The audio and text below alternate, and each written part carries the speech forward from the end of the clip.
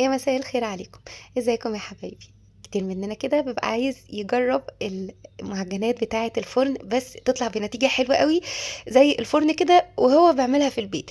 فالنهارده هنعمل شوية باتيهات او هنعمل باتيه بقى الافران بطريقة حلوة وسهلة جدا وتجنن، وطعمها فعلا خطير وحلو قوي. ده غير بقى كمان ان العجينة هشة وقطنية كده وناعمة، ويعني ملمسها قطني كده. انتوا هتحبوا تشتغلوا فيها قوي لمجرد ان انتوا تمسكوا كده العجينة بقيتكم هتفرحوا قوي لما تلاقوها كده هشه كده وناعمه. يعني الولاد كمان هيحبوا يشكلوا العجينه معاكم.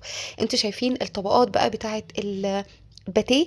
النهارده بقى هنعملها في البيت، بس يعني من غير بقى توريق ومن غير بقى ما تاخد زبده كتيره، هنعملها بمكونات اقتصاديه وسهله جدا.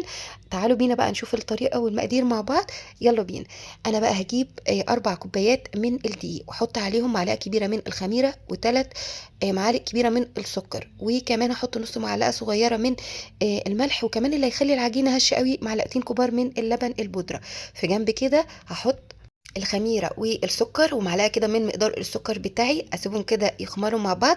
وبعدين هنزل بقى بحوالي يعني ربع كوبايه من الزيت وعلبه زبادي صغيره، وطبعا ما تنسوش معلقه الخل الابيض، يعني بيدي هشاشه جدا في العجينه. بعدها بقى كده اقلب كل المكونات السايله دي مع بعض، وبنزل بقى عليها على المكونات الجافه بتاعتي اللي هي الدقيق بقى والسكر والملح وكل الحاجات اللي احنا قلنا عليها. مقدار الميه دي يعني هتاخد حوالي كوبايه وربع من الميه.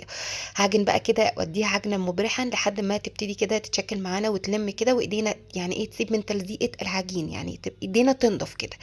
اسيبها بقى كده تخمر، وبعدين يعني اجيبها اقطعها زي ما انتوا شايفين. يعني اقطعها كده حوالي كور صغيرة، قد مثلا حجم البرتقانة الوسط، مش البرتقانة الكبيرة. وبعدين اسيبها بقى تخمر كمان للمرة التانية، لازم اسيبها كده ترتاح. انا هنا هعملها بقى كورة واسيبها بقى كمان ترتاح شوية كده عشان تبقى سهلة الفرد معايا وما تاخدش معايا اي وقت خالص.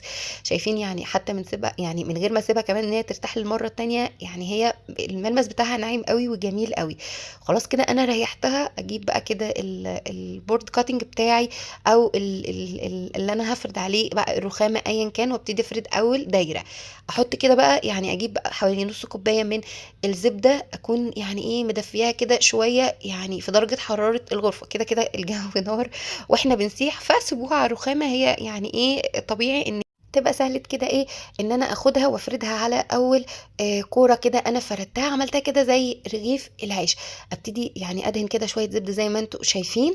الطبقات اللي انا بعملها دي هي بقى النتيجة النهائية ليها اللي هتوصل لي ان انا يعني اخلي طبقة معايا او طبقة عجين معايا مورقة، من غير ما اعمل عجينة التوريق او من غير بقى ما اقعد اتني بقى وافرد وادخل التلاجة تاني وارجع اخرج والكلام ده كله. الطريقة دي سهلة جدا.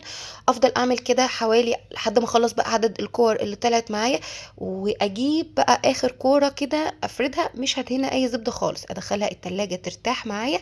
انا بغطيها كده علشان اسيبها ترتاح معايا خالص، وبعدين ابتدي افردها ترتاح لي بقى عشان الزبده تمسك كده في بعضها. اجيب برضو على البورد كده بتاع او المفرش السيليكون بتاعي، وبعدين ابتدي ان انا افردها كده وبالراحه.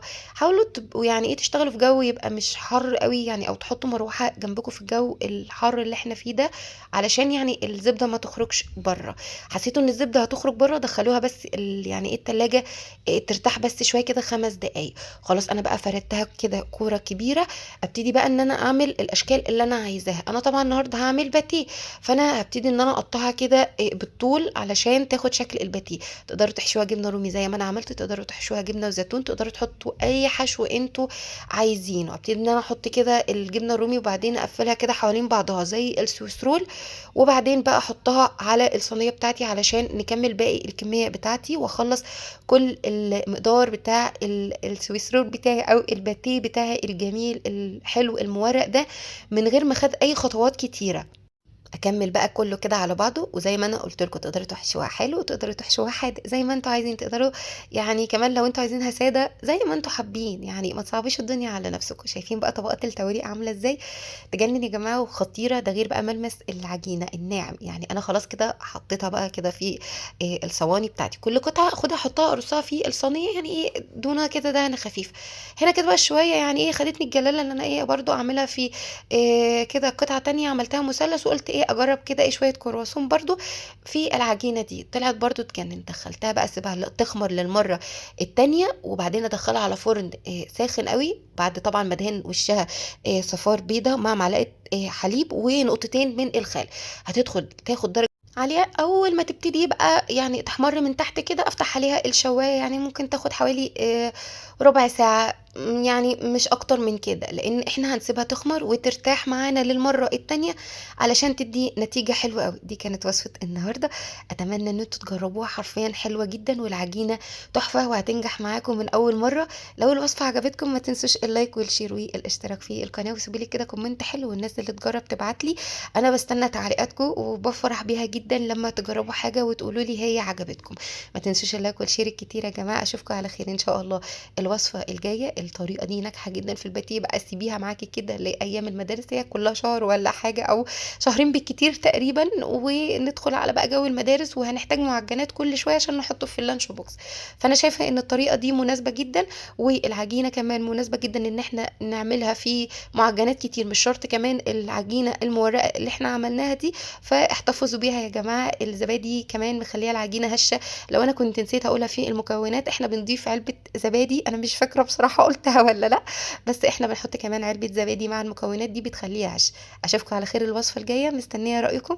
باي باي.